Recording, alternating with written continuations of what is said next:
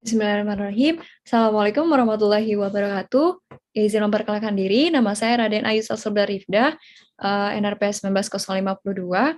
Saya izin untuk menjelaskan perihal tugas asistensi Lab Activity Patologi Anatomi FKUPNVJ. Untuk kasus yang saya dapatkan adalah kasus nomor 2 ataupun BPH atau Benign Prostate Hyperplasia. Baik, yang kita bahas pada pertemuan kali ini adalah perihal soalnya. Jadi nanti saya akan memaparkan perihal soalnya, kemudian bagaimana diagnosis dari soalnya atau kasusnya, kemudian bagaimana patogenesis dan juga patofisiologis dari kasusnya, kemudian bagaimana clinical science dari kasusnya, dan juga gambaran mikroskopik dan juga makroskopik dari kasus. Atau pada kasus saya adalah yang saya ambil diagnosis adalah BPH. Baik, kita ke bagian pertama terlebih dahulu, perihal kasusnya. Oke, ada pasien umur 65 tahun dengan gender laki-laki, datang dengan keluhan utama obstruksi saluran kemih akut sehingga dirawat di RS. Obstruksi saluran kemih akut ini bisa pasien alami karena beberapa hal, mungkin ada penyumbatan di bagian jalur keluar urin seperti di bagian uretranya, ataupun karena pembesaran di bagian prostatnya, atau ada permasalahan di bagian prostat maksud saya, kemudian apakah ada penyumbatan dari vesika urinarianya, sehingga menyebabkan pasien nggak bisa berkemih secara normal. Kemudian di riwayat penyakit sekarang pasien selama beberapa tahun terakhir, riwayat penyakit sekarang juga dahulu, selama beberapa tahun terakhir pasien mengalami beberapa kali serangan sistitis. Serangan sistitis ini bisa kemungkinan komplikasi dari obstruksi yang pasien alami, karena pada saat terjadinya obstruksi ataupun urin susah keluar dari VU pasien atau vesika urinaria pasien, hal ini dapat menimbulkan suasana yang paling tepat untuk bakteri berkolonisasi, jadi dapat menimbulkan sistitis berulang. 2 hari sebelum pasien dirawat, pasien sama sekali tidak dapat berkemih. Ini dapat memperkuat si obstruksi saluran kemihnya akut karena baru 2 hari sebelum dirawat gitu, baru terjadi sekarang. Kemudian untuk kemudian pemeriksaan fisik, lab dan juga penunjangnya. Untuk pemeriksaan labnya di bagian urin didapatkan leukositoria 10/8 pandang. Kemudian pemeriksaan lainnya didapatkan kadar PSA atau prostatic specific antigen atau antigen spesifik prostat, itu 10 mikrogram per desiliter. Kemudian untuk detailnya akan saya jelaskan lebih kemudian. Kemudian untuk berdasarkan gambaran hasil biopsi, didapatkan gambaran mikroskopik berupa hiperplasia kelenjar disertai proliferasi epitel dan juga stroma fibromuskular dengan membran basal yang masih intak. Untuk membran basal yang masih intak ini bisa menjadi kata kunci gitu. Nanti akan saya jelaskan lebih lanjut lagi. Kemudian di akhir dari soalnya itu saya diberikan pertanyaan. Jadi yang pertama, apa diagnosis kasus? Tentunya kalau dalam mendiagnosis kasus kita harus step by step, mulai dari hipotesis awal yang diambil dari anamnesis, kemudian hipotesis dieliminasi sehingga terjadi diagnosis. Kemudian bagaimana patogenesis dan juga patofisiologis dari kelainannya, dari BPH-nya maksudnya, kemudian bagaimana CS dari kasusnya, definisi manifestasi gejala atau manifestasi klinik, kemudian etiologi, faktor risiko, komplikasi, prognosis, dan juga cara diagnosis dan yang lainnya. Kemudian untuk gambaran mikroskopik dan juga makroskopik juga bisa dijadikan pertanyaan yang harus saya jawab pada asistensi lab patologi anatomi sekarang. Untuk diagnosis kasusnya, pertama dari anamnesis, pasien adalah laki-laki berusia 65 tahun. Berarti sudah terjadi proses degeneratif di sana atau aging, kurang lebih seperti itu. Diiringi dengan gejala-gejala seperti obstruksi saluran kemih, kemudian pasien juga sistitis berulang, dan juga pasien selama 2 hari itu anuria atau sama sekali tidak bisa berkemih.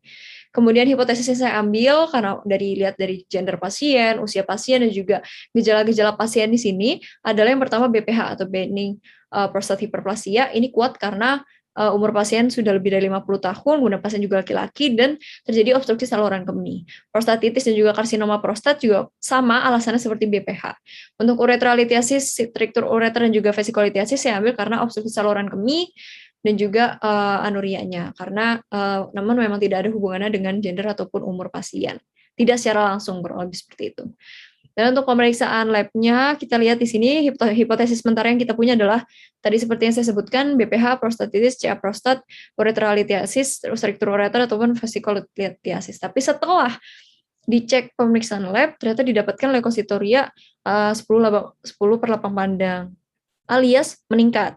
yang terjadi pada kondisi infeksi, inflamasi, ataupun reaksi abnormal lainnya. Kemudian PSA-nya juga ternyata meningkat, teman-teman. Jadi PSA di sini adalah 10 mikrogram per desiliter yang seharusnya normal pada usia 60 sampai 69. Kebetulan pasien kita 65, itu adalah 4,0. Jadi dari PSA ini kita bisa langsung mengeliminasi si ureterolitiasis, struktur ureter dan juga vesikolitiasis. Karena pada ketiga penyakit ini PSA-nya normal, dalam batas normal, alias di bawah 4. Kalau di usia 60 sampai 69 ya, itu di bawah 4. Di bawah 4,0. Kurang lebih seperti itu. Dan malah menguatkan hipotesis dari BPH, prostatitis, dan juga karsinoma prostat. Karena kelainan pada prostat itu dapat meningkatkan produksi dari PSA-nya juga. Kemudian leukositoria juga bisa memperkuat si prostatitis juga. Kurang lebih seperti itu. Kemudian setelah dicek pemeriksaan lab ataupun penunjang, kita masuk ke pemeriksaan histopatologi. Salah satu pemeriksaan penunjang yang merupakan gold standard menegakkan diagnosis. Jadi hasil biopsinya adalah hiperplasia kelenjar disertai proliferasi epitel. Proliferasi epitel, teman-teman bisa lihat di sini. Maaf, ini saya ubah dulu menjadi pointer. Nih, proliferasi epitel, dan juga di bagian stroma fibromuskular juga sama, dan juga membran basal ini masih intak, teman-teman bisa lihat di sini. Dan juga membran basal masih intak, ini nodul juga sudah mulai proliferasi, jadi makin banyak, gitu. Kemudian untuk hipotesisnya, dengan gambaran histopatologis ini sudah sangat menguatkan BPH. Karena pada prostatitis, biasanya itu banyak serbukan sel radang ya, tapi di sini ternyata tidak ditemukan. Kemudian pada karsinoma prostat juga biasanya membran basal sudah tidak intak, alias sudah ada invasi ke bagian bawah membran basal, alias ke organ lain, mungkin ke rektum, mungkin ke vesika urinari karena menempel, ataupun ke bagian lain dalam tubuh seperti tulang juga bisa metastasis dari karsinomanya. Baik. Oke. Kita lanjut untuk patogenesis dan juga patofisiologinya. Jadi untuk patogenesis dari dari etiologi dari WPH-nya itu masih belum diketahui secara pasti. Namun di sini ada beberapa teori yang mendukung proses terbentuknya si BPH. Pertama ada teori dihidrotestosteron. Jadi teman-teman bisa lihat di gambar di sebelah sini. Di sini ada testosteron yang dihasilkan oleh sel Leydig ataupun kelenjar adrenal. Jadi emang lebih banyak dihasilkan oleh sel Leydig sih 95%. Nanti dia akan masuk ke dalam sel stroma ataupun sel epitel. Nah, pada saat dia masuk ke sel stroma, testosteron akan diubah menjadi dihidrotestosteron oleh 5A reduktase tipe 2. Nah, teman-teman boleh fokus ke enzim ini karena nanti di bagian tata laksana itu akan ada obatnya, gitu, ada inhibitornya. Jadi nggak bisa berubah nih testosteron menjadi dihidrotestosteron. Kemudian ternyata dihidrotestosteron ini merupakan senyawa yang poten gitu. Jadi dia mudah menimbulkan reaksi pada saat dia menempel di reseptor androgen di dalam selnya, sehingga menghasilkan growth factor yang banyak banget. Pada saat growth factor meningkat, berarti proliferasi sel meningkat. Itu yang pertama. Ini teman-teman juga bisa lihat dari rumus kimia dari testosteron juga dihidrotestosteron. Tidak banyak yang berubah, cuman karena proses 5 alfa reduktase ini menggunakan hidrogen dari NADPH, ya berarti ada penambahan gugus hidrogen di sini, teman-teman bisa lihat ada di sini. Kemudian ada juga hubungannya dengan ketidakseimbangan antara estrogen dan juga testosteron. Ternyata kehadiran estrogen pada laki-laki walaupun tidak banyak itu dapat meningkatkan sensitivitas dari sel prostatnya, dalam prostatnya. Kemudian juga selain meningkat sensitivitas, dia meningkatkan jumlah reseptor juga, dan berujungnya adalah menghambat apoptosis dari sel, alias menurunkan jumlah kematian sel prostat. Kurang lebih seperti itu untuk role estrogen di sana.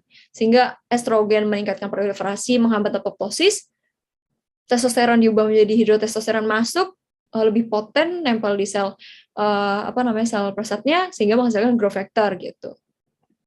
Jadi proliferasinya makin lagi.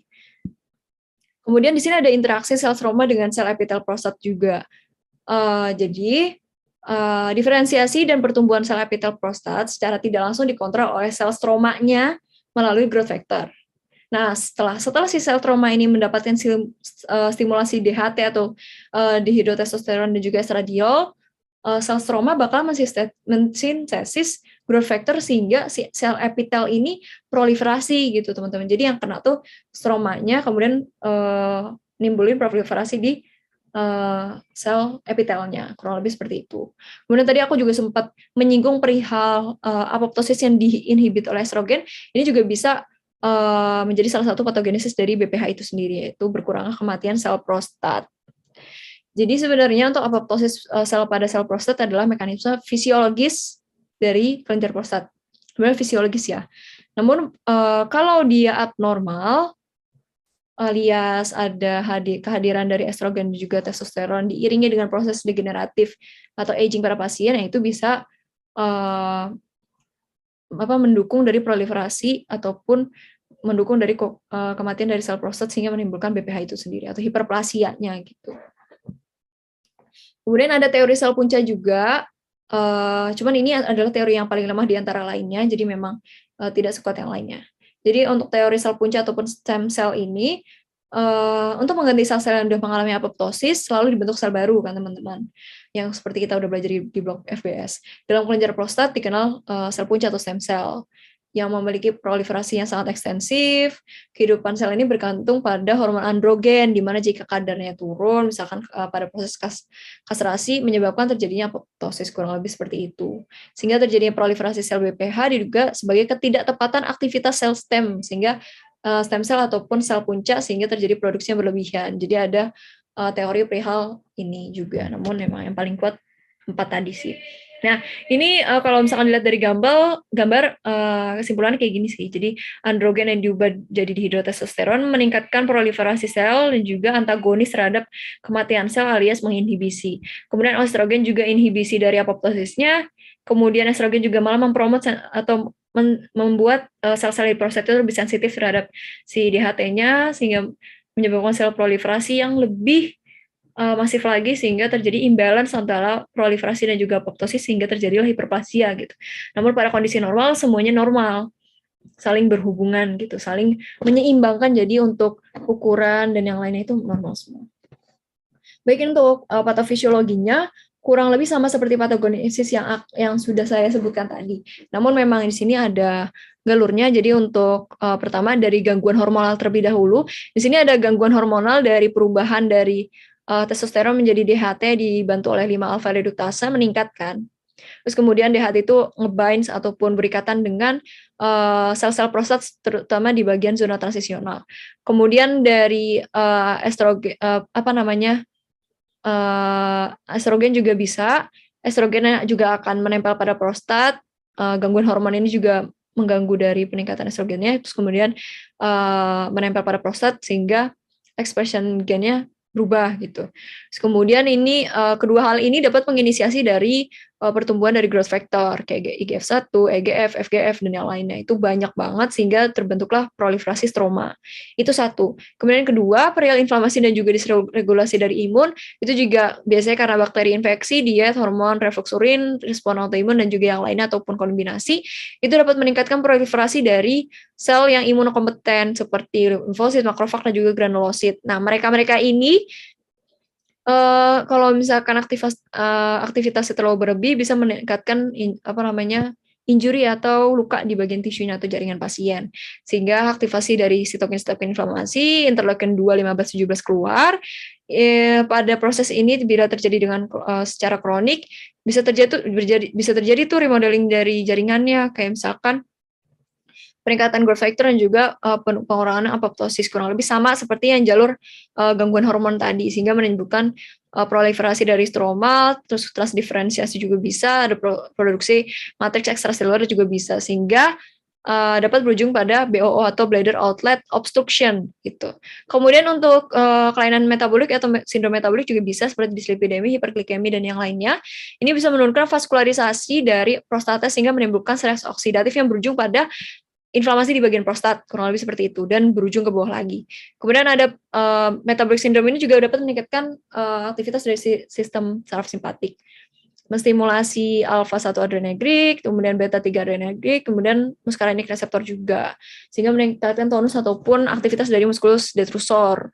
Sehingga kedua hal ini dapat menimbulkan 3 gejala khas dari LUTS atau lower urinary tract symptoms seperti post-micturition kayak dribbling, kemudian voiding symptoms kayak hesitancy, kemudian storage symptoms seperti urgency. Dan jika ketiga hal ini berlangsung secara lama atau kronik, itu dapat menimbulkan atau komplikasi seperti hidronefrosis, hidroureter dan yang lainnya. Untuk clinical selain BPH, jadi BPH adalah pembesaran prostat jinak. Jinak ya teman-teman, ingat jinak. Di mana terjadi pembesaran prostat. BPH biasanya terjadi pada zona transisi di mana sel stroma dan juga epitel itu berinteraksi. Untuk etiologinya seperti yang saya bilang tadi masih belum diketahui secara pasti, namun ada beberapa teori seperti dihidrotestosteron atau THT, terus kemudian ketidakseimbangan antara estrogen dan juga testosteron, interaksi sel stroma dengan sel epitel, berkurangnya kematian sel prostat, dan juga teori stem cell tadi itu sel punca. Untuk epidemiologinya, di sini ada yang dari USA, Jepang, dan Eropa. Saya akan fokus ke Indonesia. Jadi untuk di Indonesia, di Makassar, setiap tahun ditemukan kisaran 100 penderita baru dengan BPH. Kurang lebih seperti itu, teman-teman, data yang saya dapatkan. Dan untuk faktor risiko, ternyata dari usia, riwayat keluarga, diet, dan juga merokok, itu dapat menimbulkan atau meningkatkan faktor risiko dari BPH. Contoh, untuk usia, kalau misalkan lebih dari 50 tahun, memiliki faktor risiko 6,24 kali lebih besar. Untuk riwayat keluarga, kalau misalkan ada yang pernah menderita BPH, berarti 5,28 kali lebih besar pasien menderita BPH.